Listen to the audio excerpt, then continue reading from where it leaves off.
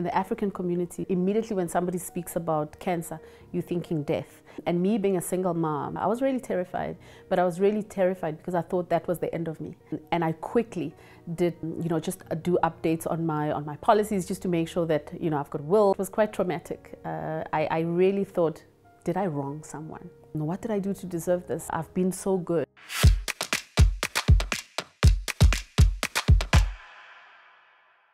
My name is Lerato Monyatsi, and my occupation, I'm a group skills development manager for one of the big banks. I grew up in Kagiso. Kagiso is in Krugersdorp, and I've got 2 parents and as well as a sibling, my little sister. And we grew up in Kagiso. I was very much of a tomboy, and my dad used to love fishing, so we would usually just go out fishing, and I'd be that little rascal that runs around. I became a mother on the 21st of May. 2009. Look, it was traumatic at some point because I never thought that I would be a mother, but I think many that know me, would definitely say that I really have enjoyed being a mother. I'm very active, in terms of taking out my son, doing a whole lot of activities with him. So it's been an adventure, I would say, an amazing adventure. It was around 2019, November, December, that I went to see a specialist. And the reason for that was because I had just the inconsistencies with my abdomen. I had diarrhea at some point, and I would have, in a space of 2 weeks, diarrhea, constipation, and you'd find that I hadn't gone to do number 2 in 2 weeks, which is not right. I suppose in terms of the puking, I had I was just the abdomen. Let's just say it was inconsistent. I felt wholly uncomfortable, bloated, and then when I went to do number 2, if it came to that, there would be blood in my stool. So I had to immediately seek assistance. And when I went to the first doctor, they had told me, it's probably hemorrhoids, and they gave me suppositories, which didn't really help me. And then I went to the second doctor. Obviously, you'd need to seek a second opinion. The same outcome was the case. And then COVID hit. And when COVID hit, I then decided, okay, with everyone, getting sick and going to the hospital, certainly I don't want to find myself in the hospital, and that's when I sought out information from Google, which we should not do. But I really just did major research on, the symptoms that I was experiencing, why I was experiencing those symptoms, and then just finding out information from doctors that are online. You'd understand there'd be medical practitioners that actually research a certain illness, and they sit around the room, investigating or talking about this illness. So really in there, I was trying to understand what could it be me? That's when I knew for a fact that I had colon cancer. I just didn't know how far along it was, but I self-diagnosed, as many would say, officially in July, end of July 2020. It was, I obviously went through to do a colonoscopy. I ended up going into hospital, into casualty, and when I did a colonoscopy, an urgent colonoscopy, I was then told I had colorectal cancer, and it was stage 3. It was quite terrifying. You obviously try and find out from your lineage to see, did my dad have it? Who in the family had it? And you are fearful. I think in the African community, immediately when somebody speaks about cancer, you're thinking death. And me being a single mom, I was really terrified. Obviously, I've got my mom and my sister who came and stayed with me, but I was really terrified because I thought that was the end of me. And I quickly did, just do updates on my policies just to make sure that I've got will, all the processes that one would go to. But it's just to show, the fear that I had. Yeah, and it was quite traumatic. I really thought, did I wrong someone? All right, because that's another thing that you think about. Did I really wrong someone? What did I do to deserve this? I've been so good, and obviously me being a hiker. You eat healthy, I'm very active. What could have led to this? But yeah, it was me. I was the chosen one, and I had to deal with it. I started treatment, so I went immediately into the surgery. I did to remove the cancer. I had a 6-week period of recovery, And then immediately after that, I started the chemotherapy and the radiation. That took a space of 6 months that I did the chemotherapy. And then, bless my work, they actually gave me, I think, around 6 to 7 months off just for me to recover. And my mom and my sister were there with me. Sure, and in the space of, during that whole period, as I told you, it was during COVID, I was also looking out for myself to just make sure that I recover. And as I told you, the fear was that I was actually dying, right? And at that point, I met up with my son's dad, and, I actually just tried to see if there's an opportunity for, in the event that I should pass, that he could take over looking after my son. And a couple of months later, he passed away. So that was quite traumatic, looking at the child. He was 11 at the time. He's losing his dad. He's just lost his dad.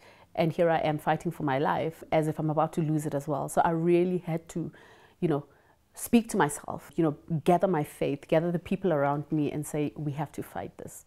And I suppose that's why I fought. So I had my entire abdomen, so I would say from my rib bracket all the way around to my panty line, open to remove the chunk of a colon that had cancer or that was cancerous, and make sure that any areas around that to be removed as well. So I would say a whole lot of my colon as well as a portion of my rectal was taken out, and as a result of that I became an ostomate. An ostomate is a person that releases body waste through a bag. So I do have a bag, and for me it is permanent. I would say unfortunately, but actually it's given me a second chance to life.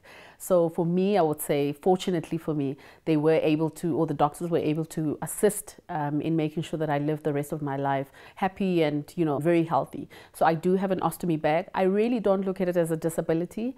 I just look at it as a second chance to life and making sure that I live life to the fullest, and make sure that I raise my son, right? And do what I love doing, which is absolutely hiking. Coming home with an ostomy bag was actually tough.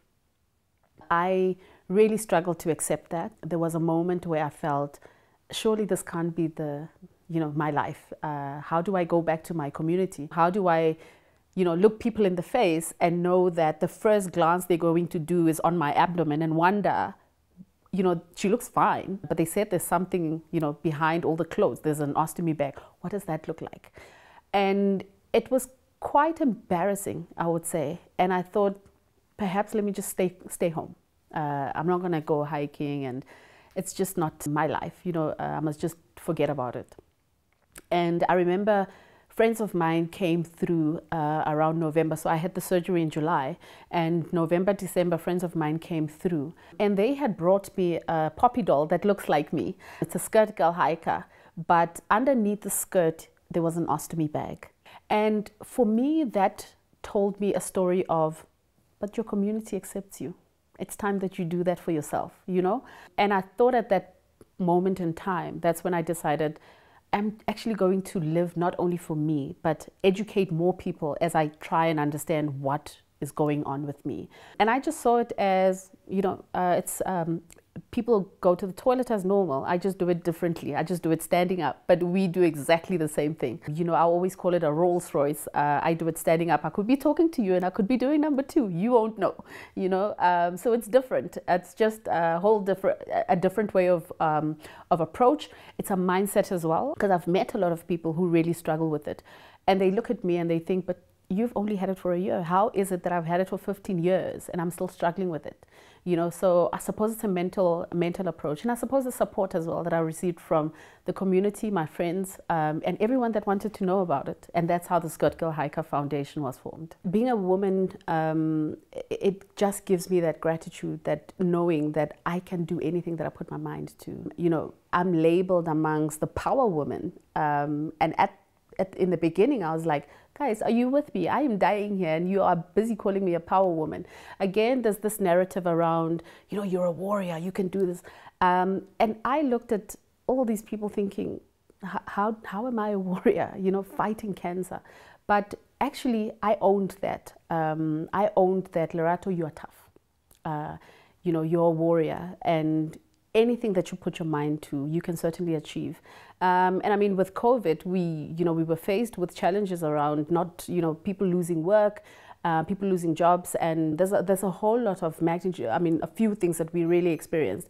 but the mere fact that I was able to still raise a very healthy boy, fight for my life, be there for him when he lost his dad, be there for my mom and my sister when she got married. So there's power in that, right? There's definitely power in that. And going back to the office, you think, geez, I may not be able to work, but going back to the office and still being able to do what I do and what I love, that gave me power to say, you back. You back, girl, you've got this. Just show up. My foundation's name is called TheSkirtGirlHiker Foundation.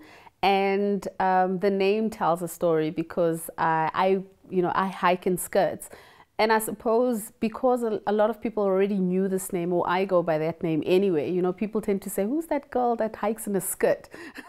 Hence the Skirt Girl Hiker. But I then decided, okay, if people already know that name, I may as well, name it Skirt Girl Hiker Foundation. But the reason why I wanted to start a foundation was because of the journey around cancer that I had. And I suppose especially from an ostomy perspective. I'm also a member of a foundation called South African Society of Ostomates.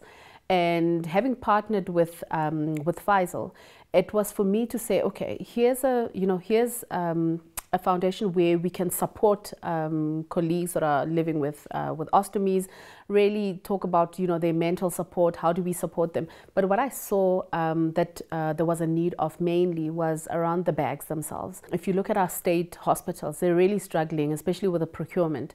They're really struggling to make sure people have enough bags, and then the accessories, what you call accessories, is actually the support that you need as an ostomate. So it's a bag and then all the other things that they call accessories that we need for me to be able to make sure that I'm healthy, I'm well looked after, I'm able to look after my stoma, and I'm able to change it as and when I need, right?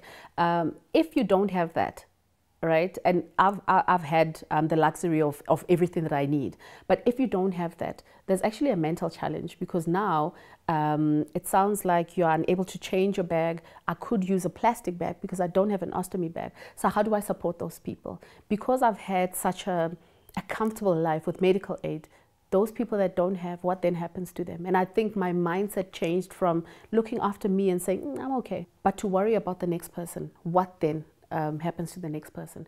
And that's how I formed the SkirtGirlHiker Foundation. Obviously, I also wanted to work with Cancer Association to assist in terms of getting the kits for early diagnosis, cancer early diagnosis. So I've been working with the Cancer Association, but for now we've been focusing mainly on the ostomies to make sure that ostomates in the Cancer Association, especially in the rural areas, do have enough bags. And I actually wanted to do a study around what is the difference between a person that actually is an ostomate that receives the bags versus the person who's an ostomate that does not have the support of bags, that does not have a support of a stomal therapist. What is the lifestyle of those people? And I'm comfortable like this because I've received that support. What then happens to the next person who does not have that? And that's where I've seen the challenges where I said to you, people would come 15, who've been an ostomate for 15 years and say, how are you okay with this? I'm not. It's because they didn't have the support. It's because they don't have enough bags that they require. So I saw a need for me to, step in and say, I can actually help. And that's where the foundation was formed. So I've done just a few hikes to raise funds. So I've worked with Back a Buddy. And basically, I do have an online following. I then just, if I'm going for a hike, I put together a poster to say, guys, I'll be hiking, the Otter Trail, for instance. And yeah, as I hike, donate to this foundation. And this is because of, as I mentioned earlier, why I'm doing, the foundation and why I'm raising funds. So as a result of that, people would then donate either to Back a Buddy or to the foundation's bank account. So the first one that I did was the Otter Trail, and I did a 5-day hike, 45 kilometers. So yeah, I did receive, a few funds. I think it was just the start.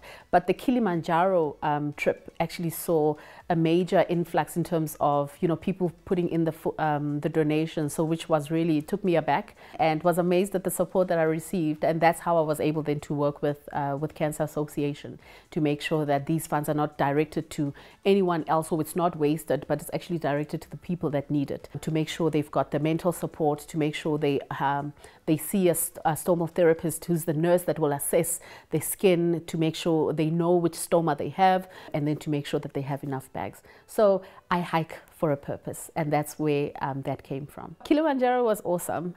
It was absolutely amazing. For the first reason was because I never thought that I would be on that mountain. You know, when I went into this cancer journey, I thought, oh, there goes my hiking, adventure. How am I going to do this? And a friend of mine called me and said, listen, I saw you hiking the highest mountain. And I thought, actually, I'm going to do Kilimanjaro. And I was I remember I was going through chemo. I had all these, meds chained up to me. And I remember putting it down on my book saying, before I hit a 2-year anniversary of the cancer diagnosis, I would have already summited Kilimanjaro. And that's another thing that about the power of a word, right? And I thought, I'm a power woman, I can actually do that. And that's how it started. I wrote it down and I said, before I hit that 2-year anniversary, I would have already summited Kilimanjaro. So it was an 8-day trek. It was with G2G Adventures, and I took the Lemosho route. One thing about me and hiking, I do it for many reasons, but the main reason that I do it for is for my sanity's sake and the landscape. It is absolutely gorgeous. I do not want to do a hike for the mere fact of hiking.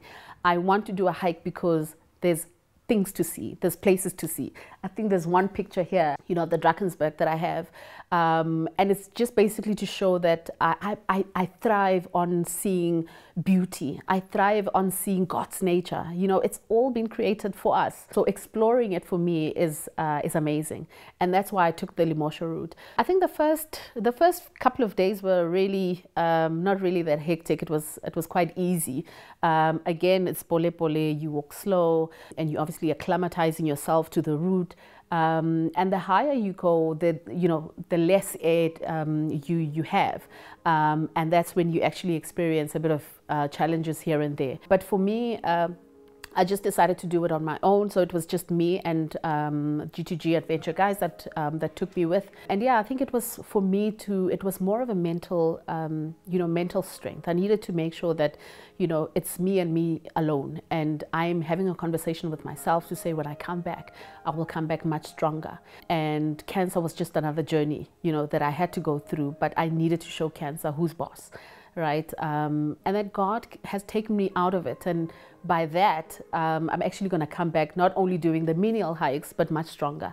And I needed to prove that to myself. Life for me today is, I'm really enjoying my life. I'm back in the hiking, and right now I do get random calls from strangers that I don't even know that say, Lerato, I've got somebody who I know or who I love close to my heart who's going through a cancer journey. Are you able to talk to them? And I'm not saying that I've got the power, but there's something about being positive, or at least looking at a person who has achieved, right? And obviously where the nurses would come in, or that's kind of support that the medical support, I would definitely bring it in if I need to. But for the mere fact that I get those calls to say, you've done it, please help our loved one, I love that. I do it with that purpose in mind to say, and perhaps that's why I've succeeded with what I was able to do. God cannot bring you out of it and then only for you to disappear. You need to tell a story, and that is my story. And for other people out there, you've been placed wherever you've been placed for a reason, and the reason may be bigger than you. So you need to look around to say, how do I impact this world? How do I leave this world a better place? There's a song by Beyonce that I really love that is close to my heart, I Was Here. And that song for me just sums it up, right? You were here, you've done something, and you've left this world a better place than you found it. And that's me. Live life to the fullest. Please get out. COVID has shown you that, when you are cooped up, there's so much that you can really do. But when you get outside and breathe air and breathe fresh air, it does a lot to your mental health. And I think we've seen a dip, especially with regards to COVID. We needed to come out and really look after our mental health. And I think if you get out more, you will certainly enjoy life to the fullest. And yeah, get out there to make sure that you breathe in the natural air. You absorb nature and its beauty. And you'll see how actually you come back a much better person when you get home. So enjoy the outdoors, come outdoors, and certainly I'm hoping to meet them out there. Yeah.